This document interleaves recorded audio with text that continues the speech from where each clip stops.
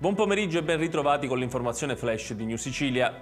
Con il nostro decreto legge il governo si assume la responsabilità di realizzare un'amministrazione straordinaria temporanea, avvalendosi anche di una società petrolifera che opera nel settore, che potrebbe essere l'ENI, e questo darà garanzia di continuità produttiva. Nel contempo stamattina ho ricevuto dall'autorità americana Olaf la garanzia che le banche che finanzieranno le operazioni ponte non siano sottoponibili a sanzioni americane. Lo ha detto il ministro alle imprese del Made in Italy Adolfo Urso a Catania, parlando con i giornalisti a margine della festa del tricolore organizzata da Fratelli d'Italia proprio in merito al caso Lukoil.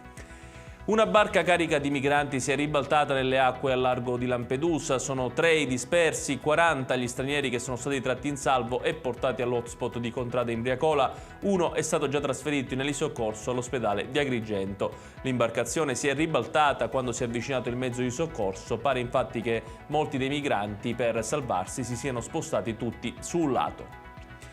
E lutto cittadino oggi a Favara, nell'Agrigentino, per la morte del cardiologo Gaetano Alaimo, ucciso con un colpo di pistola all'interno del suo studio medico.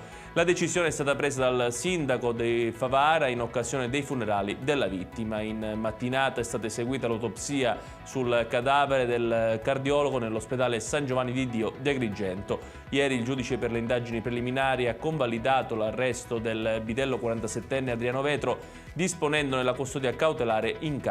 La difesa dell'indagato ha già annunciato che lunedì prossimo formalizzerà il ricorso al riesame. Il questore di Palermo ha emesso 12 daspo nei confronti di altrettanti tifosi palermitani. I provvedimenti rappresentano la decisa risposta della polizia a una violenta rissa scoppiata tra due fazioni interne alla stessa tifoseria rosanero. I fatti risalgono alla partita disputata lo scorso 1° ottobre. Ed è tutto per questa edizione, il prossimo appuntamento col TG Flash alle ore 18.